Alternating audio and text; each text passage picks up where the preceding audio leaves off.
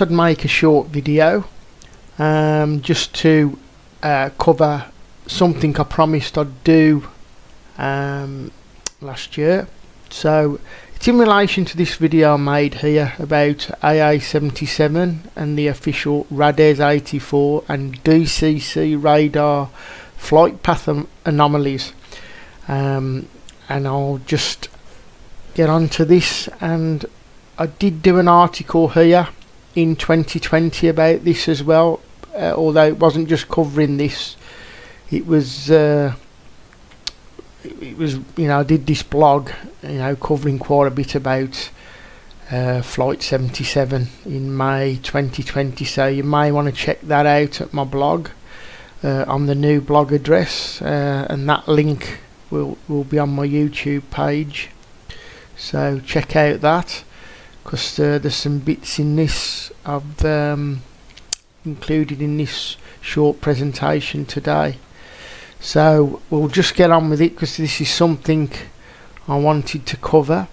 So just to remind you, that's the video there where I covered this and where I said I'd show you the DCC try and do it in real time of the radar of Flight 77 with this major anomaly that I picked up with the coordinates which I came across. So here we go. Now this is where some of the still shots I used in the video were from, which I made quite a while ago actually, but I just wanted to explain this a little bit so people can understand the information even more.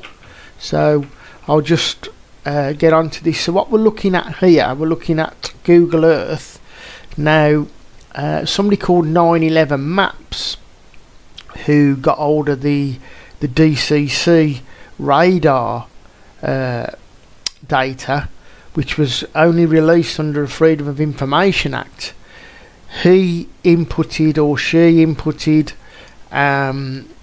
all the lat longs into Google Earth here, using the actual lat long from all the data from the DCC, which is over here. Now what this does is it gave us it gives us a flight path, and using the information that was from the Freedom of Information, it shows you when Flight 77 took off from Washington, and it also shows when the transponder was turned off, and it also shows that Flight 77 didn't turn round and carried on towards St. Louis, Missouri, and around Kansas. Now just to add as well, there's a missing 20 minutes where it goes completely off radar, where the circle, where apparently Flight 77 circled round and headed back to the Pentagon. So I'm going to cover that in this presentation now, so I'm going to go through it quite slowly, and I'm going to explain along the way. I just wanted to give you a heads up on what you're going to be looking at. So this is a time bar up here, and I shall be using this slide time bar to navigate the flight. So here we go, we're starting off at 7:59 AM.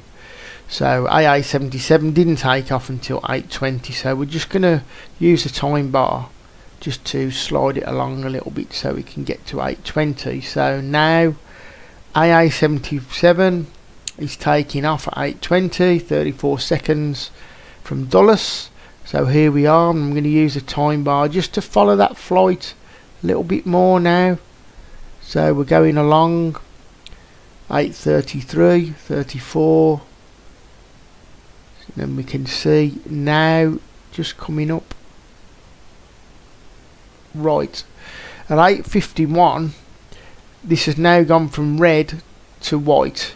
Now this signifies that the transponder's been switched off, and I reason to believe that it went into coastal mode or coast mode, according to FAA and NORAD tapes, which I've listened to quite methodically, and where I got that information from.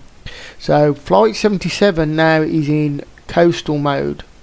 So what that means is it's not giving any information other than a blip on the screens of the from the radar.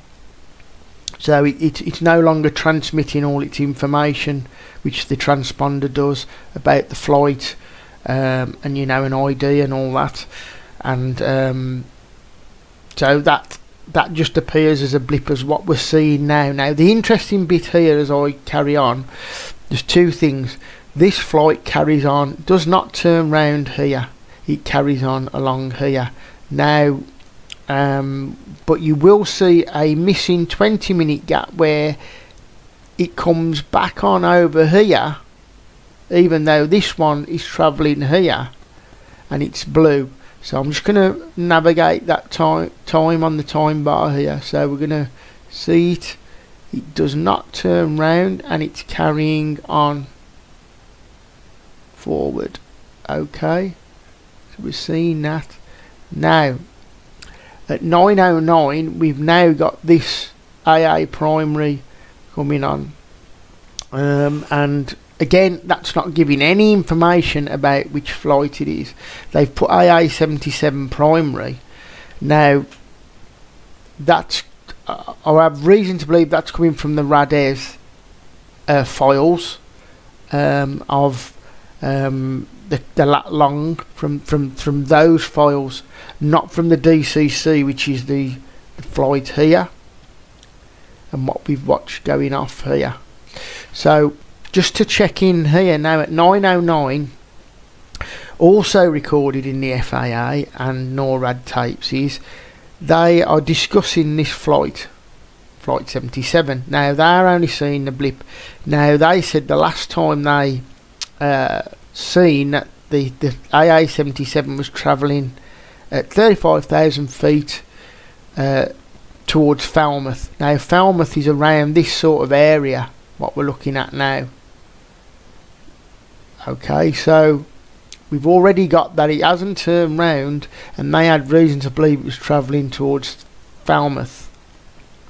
So that's just something else to mention along the way. So I'm just going to carry on with the time bar here from 9:09.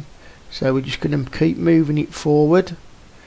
9:17, 18, and now we are travelling, and we can see them both there. It changes radar, and we're at 9:30 now. I just want to stop it there. So this primary radar here, from which I believe is the Radar's information, that's showing the plane travelling towards the Pentagon. Yet the DCC is capturing this radar of this object, which I believe to be Flight 77, strongly because of other evidence as well, which I'll mention in a second. So this is travelling over St. Louis, so we're just going to continue with the time bar again. Here we go. It's now 9:39. This has disappeared off over here at Washington. So this primary's gone. Now we must remember this target was unidentified. It wasn't identified as 77. The fact that that's been put in, that's why I believe it's from the Radar's files. So we're going to focus on this target now, because we have other evidence to back up this particular flight, what's happening, which is being picked up on the radar. And just to add, it's very useful that the transponders were turned off, because if you was going to do some type of switch of some kind to conceal the plane, this is exactly what you would do, or even just to make the plane invisible. So we're going to continue on. So it continues just over St. Louis Airport, and it goes to turn round and then carries on, and now it's carrying on towards Missouri, which is another important area, which I'm just going to cover now. So again, captured in the FAA and air traffic control transcripts and tapes, which you can listen to. They talk about they should be tracking AA77 over Missouri, so they're thinking that it should be over here. So just to show that, it's actually mentioned in my blog here from the air traffic control. let's have a look. There we go. So it's a bit muddy, this one, because it's unintelligible, some of the transcribing, to be honest, is not the best, but we can pick out some areas. So we got tracking him over Missouri.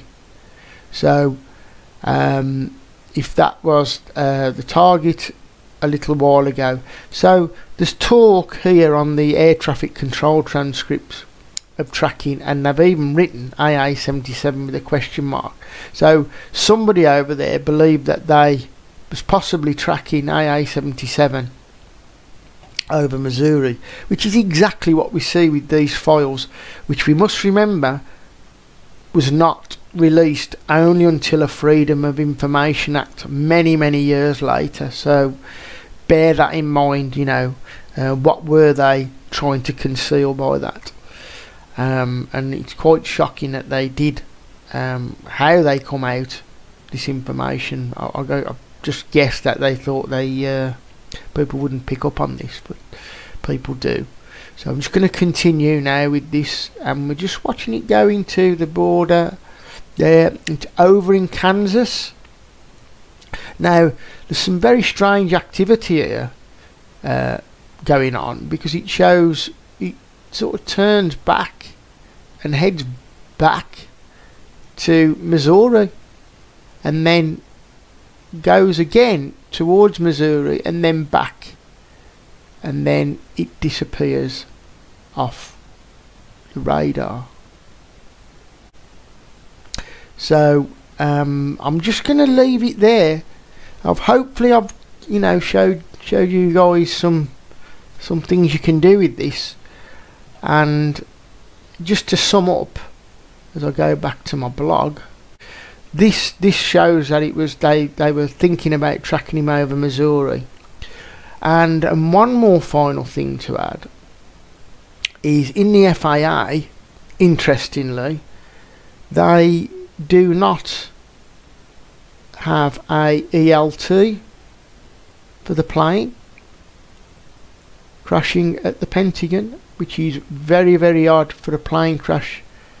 So you know, that's another thing you can see. So, but I'd just like to wish you all well, and I'll be back again hopefully soon with some more info, hopefully that you'll be interested in to do with these flights. And I'll leave it there for now. Thanks to everybody who's subscribed. I know I've had a couple of new subscribers, and some on my BitChute channel as well. If you can get over there, because I have uploaded a new I know, because some people have been asking me about Chris Hampton of Wolf Clan Media, and I've uploaded his film 9/11 Alchemy, A Big Idea, which was the follow-up film to 9/11 Alchemy, Facing Reality, that he released in 2018, which I found out had nearly a million hits in the first 3 months of that release, before it was severely censored by YouTube and shadow banned. So you can find both films on my blog. So if you're in the sidebar down here, I've put both films there you can watch as well. So feel free to do that. Feel free to comment, contact me, and I'll leave it there for now. I'm rambling on a little bit. So have a great day all, and I'll see you all again soon. Bye for now.